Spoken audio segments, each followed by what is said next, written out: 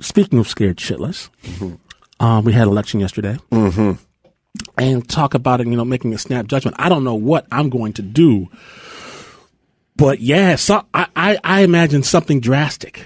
I imagine this is the time to do something drastic, something big, something crazy, because I got kids. Like in your own life, you mean? Yeah. Well, like what? Like move. What's on the table? Like get out of Dodge. Like take them somewhere. Vancouver's lovely. Well, I feel like I've just been served divorce papers, but I'm keeping the house. You know what I'm saying? So I'm trying to figure out what is the place for a brown family in this America, and I don't know, and so I got to figure out something big. Well, you live in the Bay Area, right? I do. And are there brown families around you, or what's your area breakdown Sure, like? there's brown, there's all kinds of things around me, and that's why but I just got a note this morning that said the kids were comparing skin tones to see who was safe or not. And I can't have it. Well, do you think there's actually something will happen? Yeah, absolutely something will. I mean, you've got to take him at his word to some extent. But, I think. Sorry, but Adam, even if nothing happens, which is probably the most likely scenario, the fact that kids are doing what you say, isn't that like perception is reality? Isn't that kind of like alarming? Right now, I agree, you go but reality's worse. You go to a school and when you shout Trump, Trump, Trump, Trump, Trump at a high school or middle school right now, that means white power. And that's what's happening to kids. That's what's happening to our country. And so, and I know that's not funny. Sorry, I don't think we'll that's funny. Be the judge of what's funny. but certainly from a snap judgment perspective, those big decisions happen when you're on the end of a ledge. And I think that in a lot of ways, I certainly feel that way. Well, I hope it blows over. I don't want to sound 4 years, trite about it. No, I hope that we settle into something as a nation where you don't go through 4 years feeling that way. I'm not the only one terrified. No, I mean you and whoever is terrified. I think every brown person, there's a lot of you can't. But I'm sorry. Is it really terror? I mean, do you feel terrified? I feel terrified for my children. I'm a grown ass man. I'm gonna be all right to some extent, and I've kind of found my way a little bit. But to think, and I live in the Bay. But to think about my nieces, my people, it's never been enough to be okay by yourself. And you've just had the alt-right, or let's just call them the white nationalists, the KKK, the neo-Nazis, David Duke, Vladimir Putin, and Kim Il-jung were all agreed this is their guy.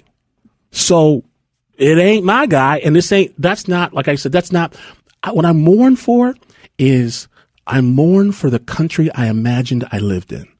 Yeah, but don't you think this country is generally good and that we're not going to let somebody take over and start doing things that we disagree with as a nation? I think it's so fragile. I think that it's a veneer. I think it's gossamer thread.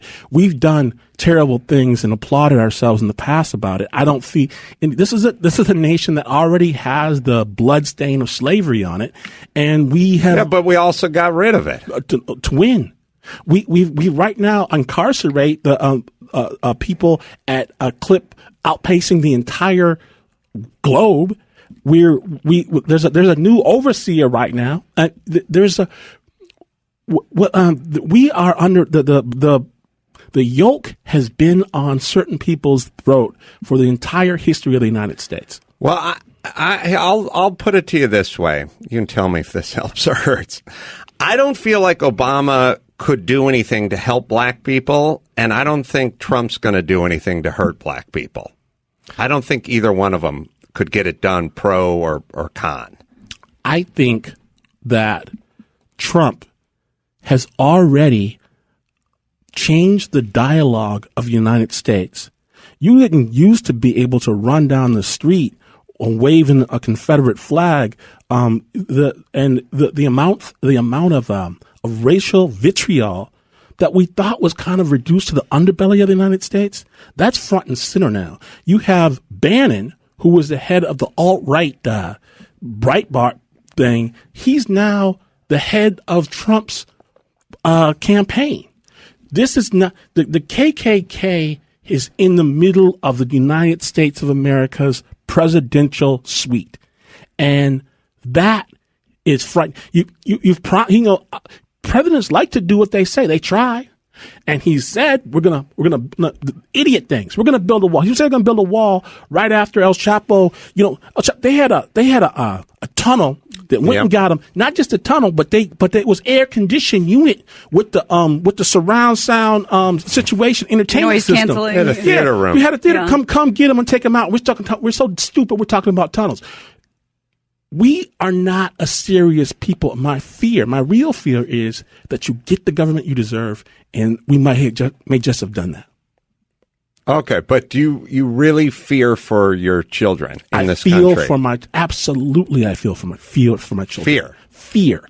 I fear that their futures are in jeopardy. I feel for yours as well, but I think that there is a target being placed. They're fine. I feel there's a target being placed on brown kids, and I feel that by whom? By this, but by the 60% or whatever it is of people who voted for this avowed racist.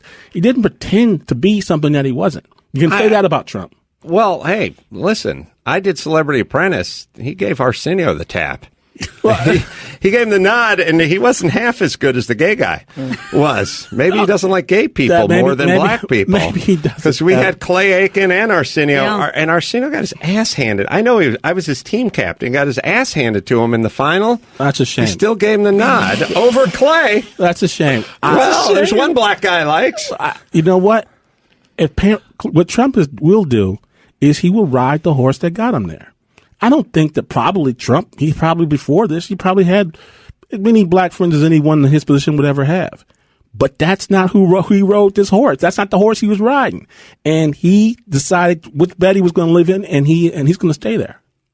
All right. I just don't know what the practical application in terms of what he's going to do to your family. I think that what he's going to do is to my world is he's going to hunt brown people. If there's going to actually be the deportation of the 12 million people that he was talking about in the first place, if you're going to say, I'm going to get rid of all the Muslims in this country, I'm going to target you, I'm not going to let you travel back and forth, that puts a chilling effect on every single brown person, whether or not he gets that one or not. That's my community. Those are my people. Those brown people that we're hunting, that we're talking about, that we talk about so cavalierly, those are the people that make up my world, and I can't abide a state that would hunt them and make sport of their suffering. I personally don't think the presidents really ever get anything done, so that's they why try. I don't. I know they try, but it what never. I'm saying is that they run on certain things, and they. That's why I don't worry about it. But Obama ran. Being white. One of the. I think white people get to not worry about a lot of stuff.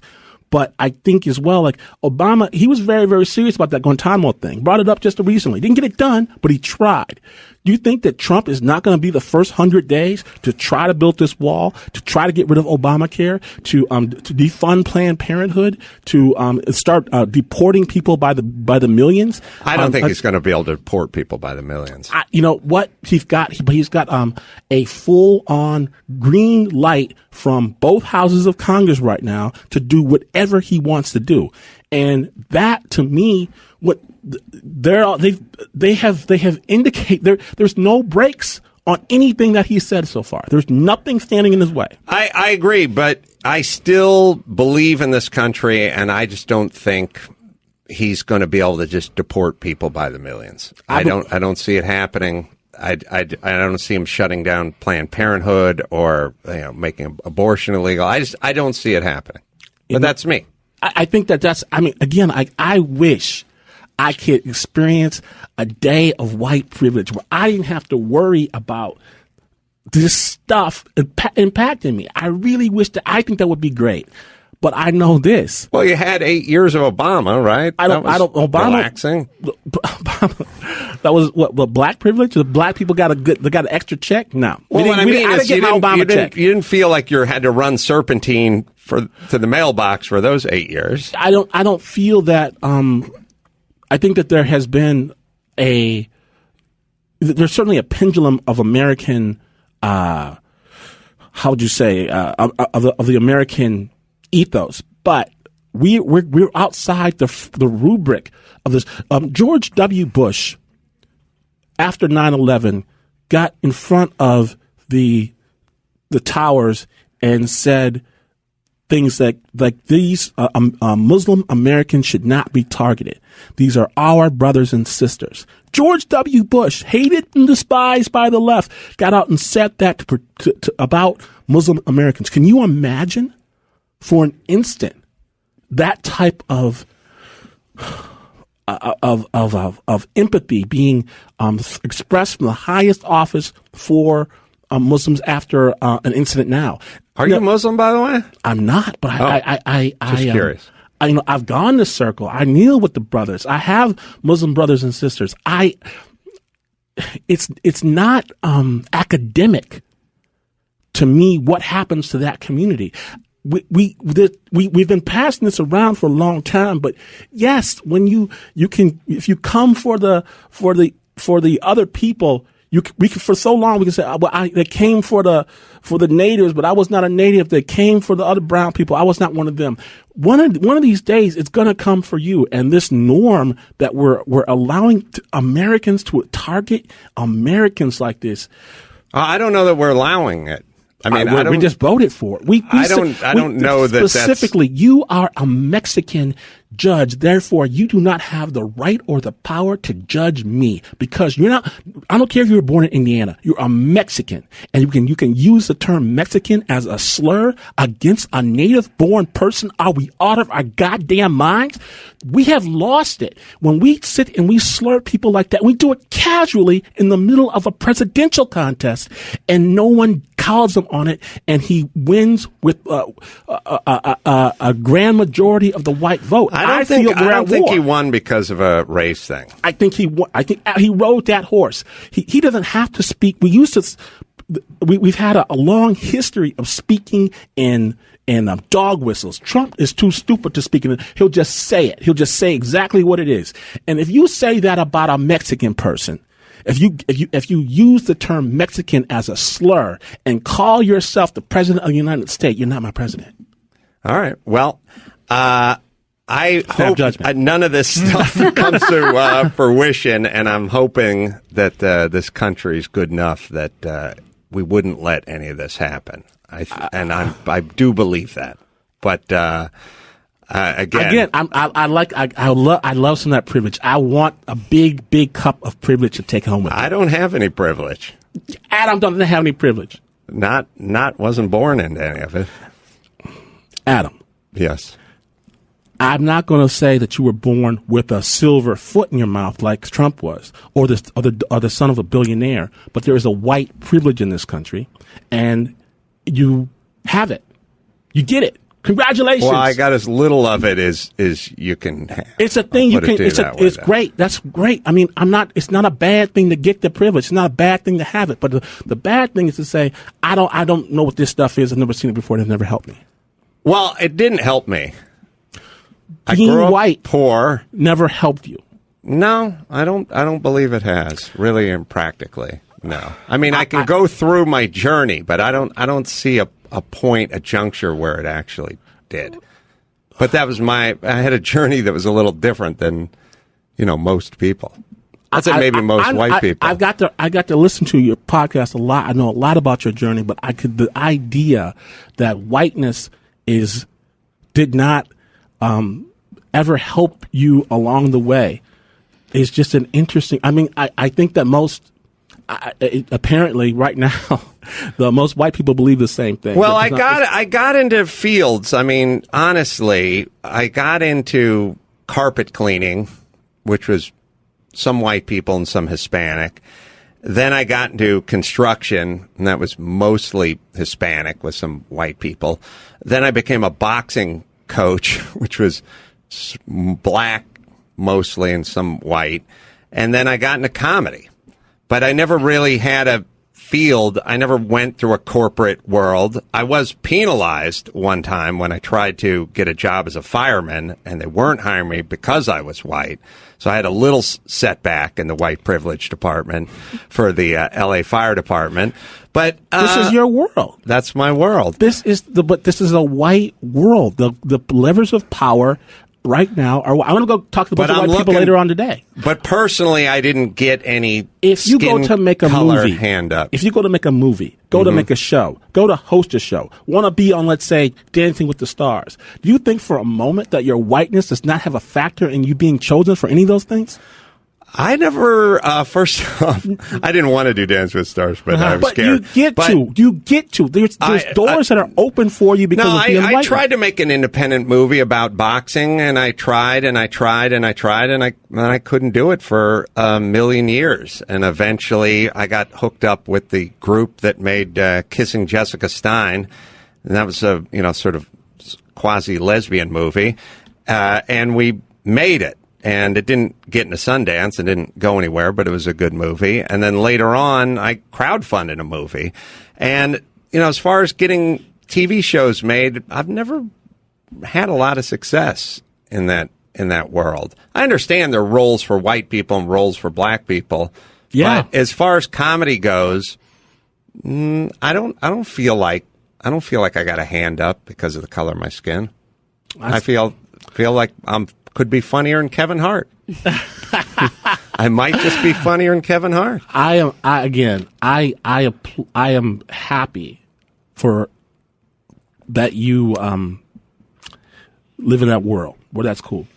Well, it's just reality. It's not my world. I mean, it's not a world. I grew up poor. My mom was on food stamps and welfare, and I barely got out of high school, and I started digging ditches. Like, I didn't experience it like a lot of people may. Whatever the white privilege was, I didn't use it to its fullest effect. I spent most of my entire life just doing sort of manual labor with brown people, mostly Hispanic people. Earthquake rehab, digging ditches, cleaning up garbage, never went to college, didn't know anybody in any industry whatsoever, never really cast in anything that I didn't create. Jimmy and I created the Man Show together.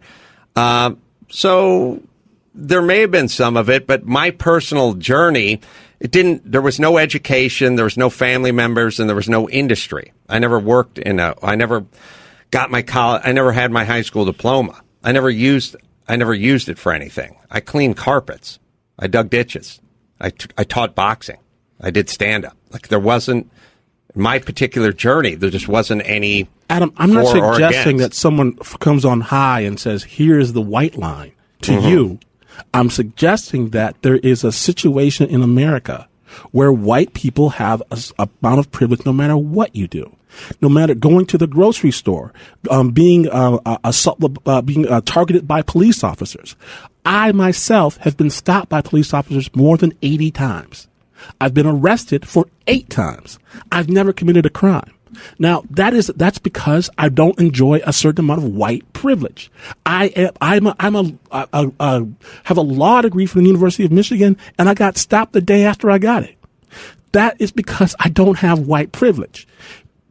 It's something that you breathe. It's something that you have. It's something that right. It's part of the water. And I get that you can be poor and white for damn sure. That's who I grew up with. Well, you grew up in a very white community, right? I grew up in the middle of, I started in Detroit, but I grew up in the middle of the country, rural Michigan, where it was a bunch of poor farmers. Yeah, and dirt poor.